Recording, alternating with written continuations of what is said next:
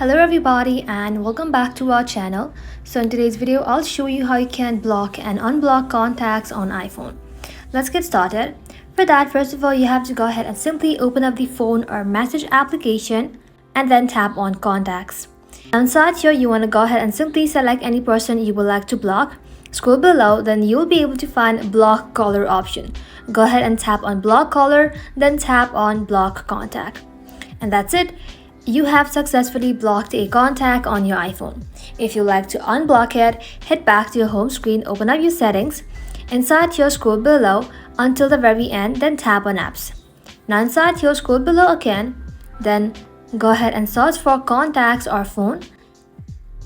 Now inside here, scroll below again, and here you'll then be able to find an option that says blocked contact. Go ahead and tap onto it, then tap on edit. And now you need to go ahead and simply tap on this minus icon to unblock them. Tap on unblock, and just like that, you have successfully unblocked that very contact. That is how you can block and unblock contact on your iPhone. Thank you all for watching. If this video was helpful, don't forget to like and sub, and I'll see you in the next one.